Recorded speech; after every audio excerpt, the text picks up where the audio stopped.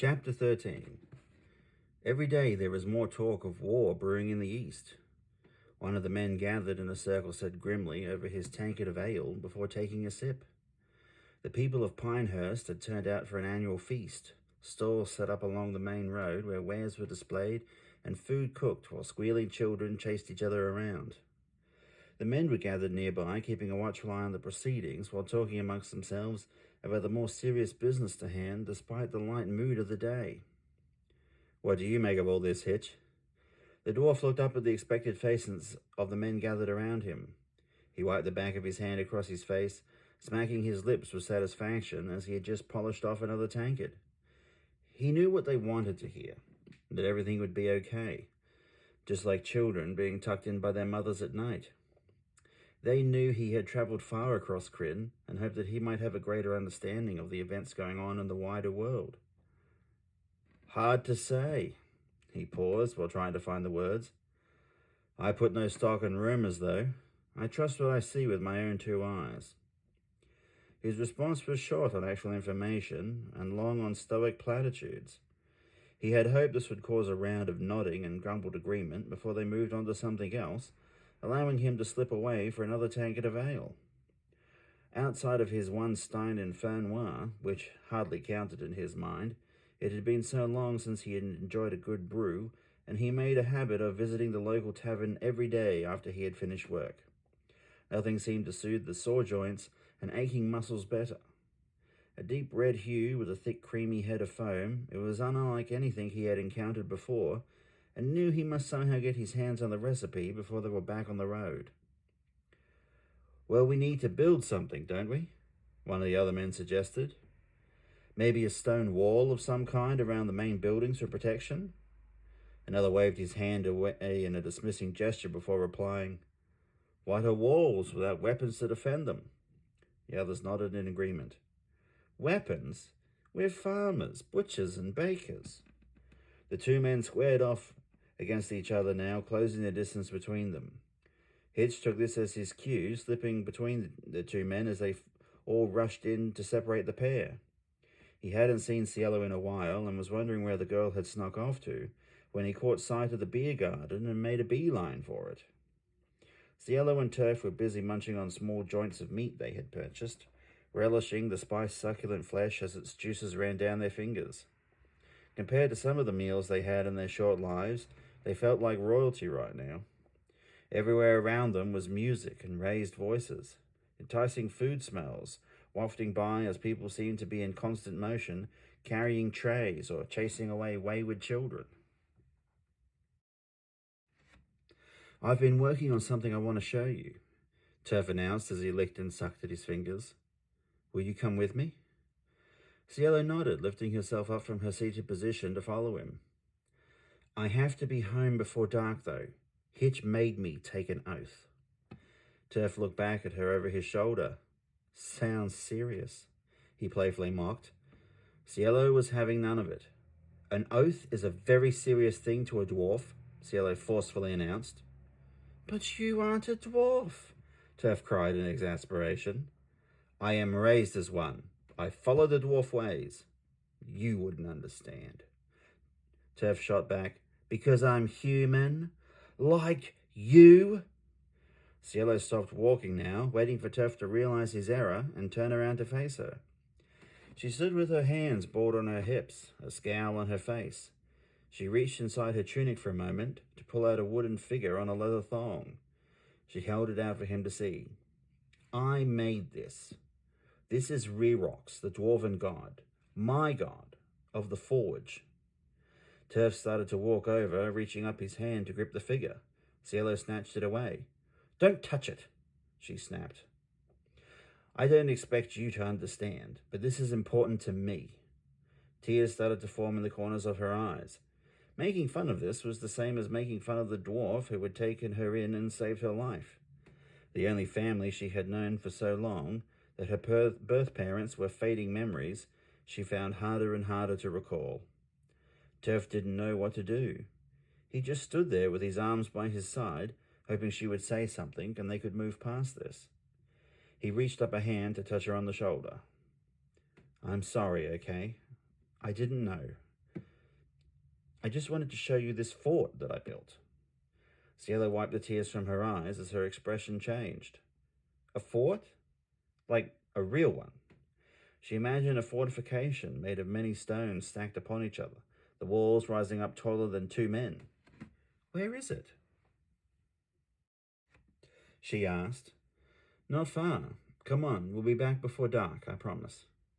She nodded before they headed off again, the sounds of the feast growing more distant. They headed towards the river before turning to follow its banks back toward the southern Dargard mountain range. Cielo shivered down her spine seeing those peaks again and kept her eyes focused on where she was stepping. Soon the sounds of the feast had faded completely to be replaced with calls of birds and the whispering of trees as their leaves rubbed together in the soft breeze. I've been working on this for a while. No one else has been here, Turf called back over his shoulder. It's coming up around the bend here. The river flowed slowly beside as they made their way under the branches of ancient trees, dry leaves crunching underfoot until they spotted it through a gap in the tree line up ahead. The river was wider here, a small grassy island rising up in the middle upon which the remains of a small crumbling tower covered in moss, vines snaking their way up its side like veins running under the skin. 3 floors in total, if one was to count the rooftop with its barely there battlements. I keep a fishing boat over here for crossing.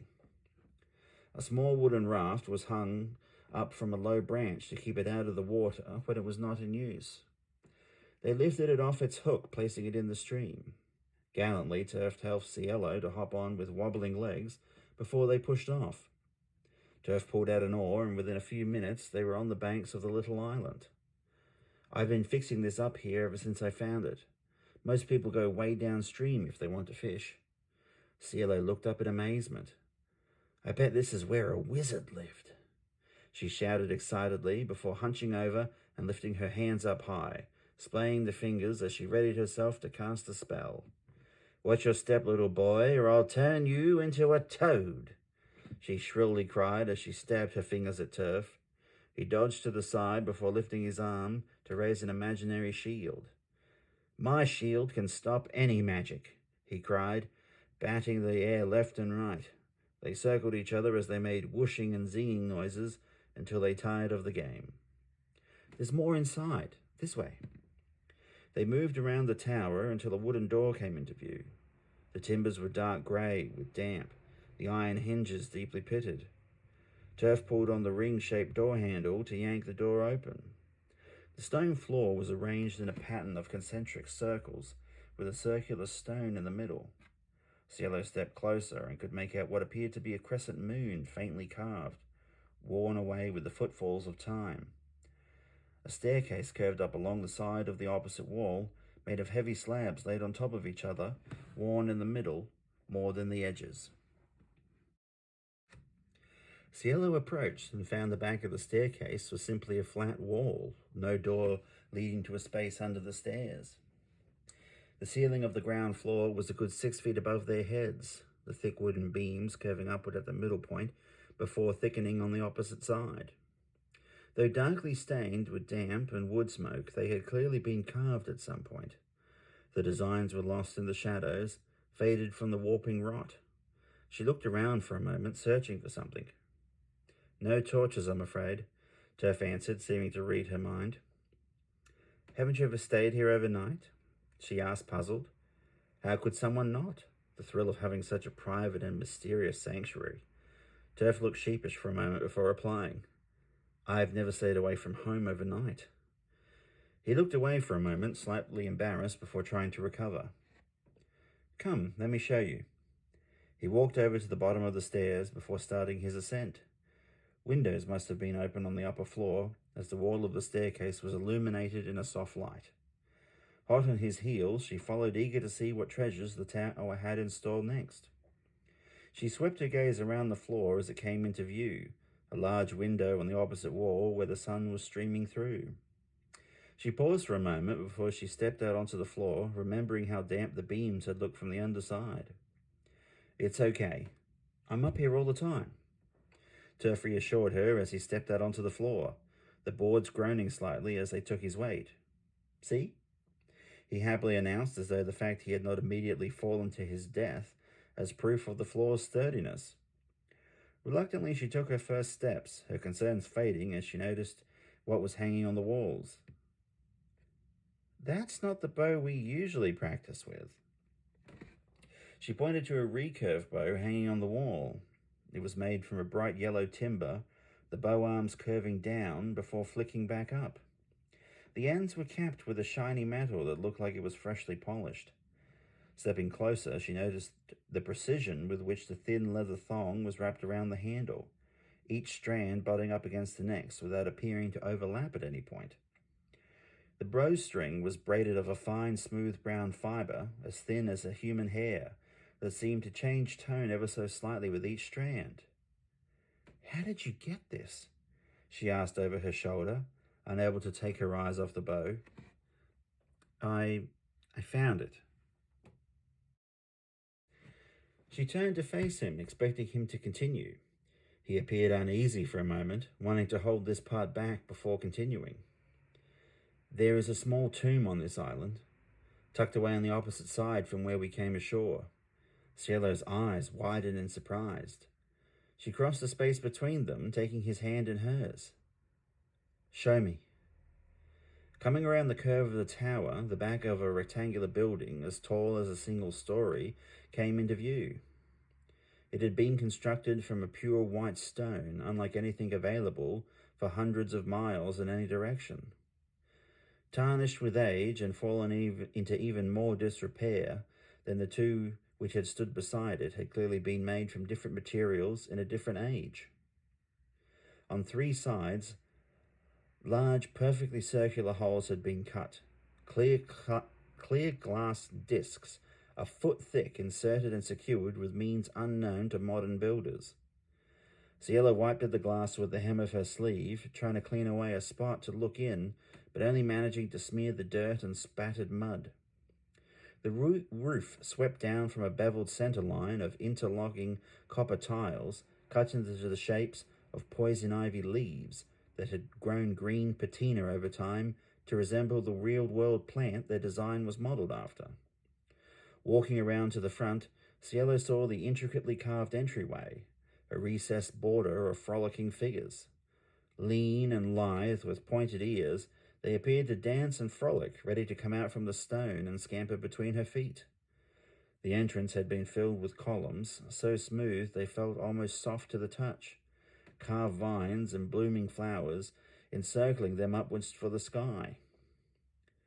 "This was your handiwork, I take it?" Cielo pointed to the gaping hole that had been smashed through the columns, all the more ugly and terrible for the incredible artistry that had been destroyed. "I had to get in there somehow," he said defensively. "Couldn't figure out a way to open the stupid thing." Ducking low, they squeezed through the gap to step inside, with Cielo leading the way. A muted glow from the windows filled the space with a soft light that seemed to appear from nowhere and everywhere at once. At the end of the chamber, they could see a large object waist-high, long enough to touch either side of the walls. Stepping closer, Cielo noticed a pair of sparkling silver rods protruding from the pristine white walls. She lifted her hands and pointed as she turned her head to face Turf, an unspoken question on her lips. "Yeah, that's where the bow was hanging from." As they approached the waist-high bench, a pale woman lay perfectly still in repose, her hands gently crossed together on top of her chest. "It's a statue," Turf announced, the unexpected sound of his voice causing Cielo to jump straight up in the air before backhanding him across his bicep. "For Flint's sake, you kender-brained clod! I thought she'd come to life on me." Turf winced, rubbing his shoulder as he took a step sideways away from her. Composing herself with a deep breath, she closed until she was leaning over the pale woman. They had been carved from a single piece of white marble. The skill of the artist so incredible, they had managed to pick out the veins running along the back of the subject's hands. The billowing dress flowed and folded back onto itself as though it was silk. They had even included long-stemmed roses scattered around the body with sharpened thorns protruding. It was the face of this woman that drew Cielo in the most, so soft and serene, their eyelids closed in eternal slumber.